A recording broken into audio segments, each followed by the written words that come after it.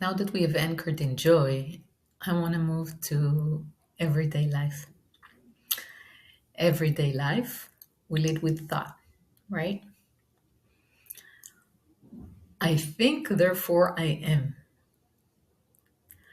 I think, therefore I am is such a basic assumption rooted so deeply, so ingrained to the way we live and operate in this life that we don't even note that it's actually a 400-year-old belief system that might have been, or that has been actually, very valuable and very impactful at the time.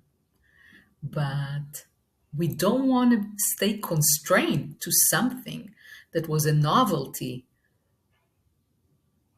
4 centuries ago, right? A lot has changed um, since then, and we're holding to something that is limiting us by definition. When we turn to Zen, Zen talks a lot about nothing, nothing, emptiness, basically that which is not thought, you could say in a simplistic way.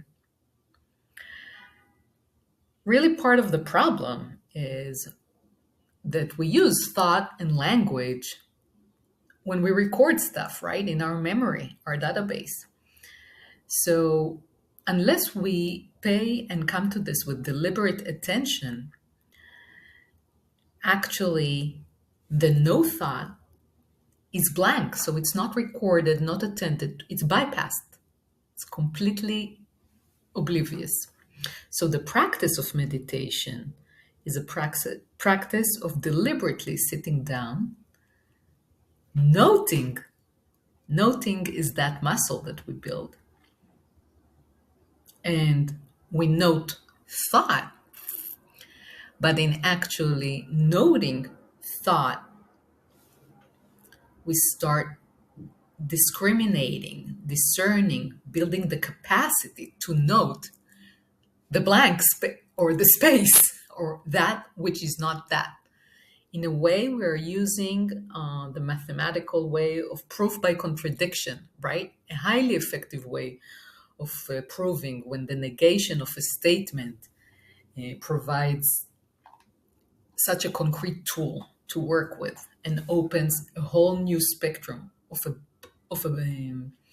possibilities.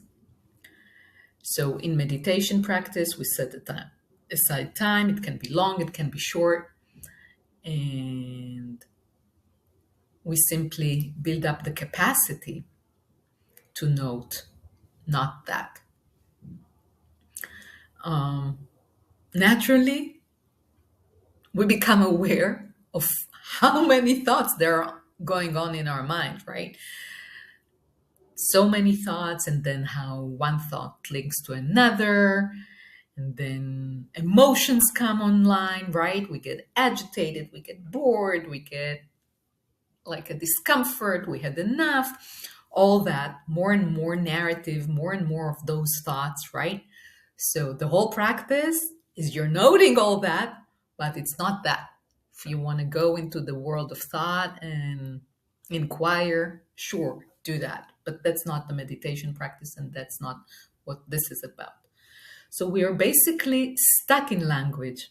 You can say that language functions in the exact opposite way of proof of contradiction.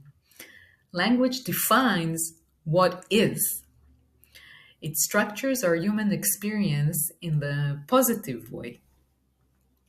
So whatever is not tagged is out. So Zen practice is a practice really of silence, and external silence is part of the format, but it is only set to support and promote the discovery of internal silence, which is different than be quiet and have all these thoughts run in your mind. It's really getting settled, getting comfortable getting to know, practicing a sense of ease with no thought. There are big words, they call it state of being, state of, or maybe it's not a big word, so then it's not an obstacle for me. Some of these words were obstacles. But basically, it's developing a sense of ease, of just being aware, being conscious. Attention is online. No thought. Okay. I hope this has been helpful. Good for now.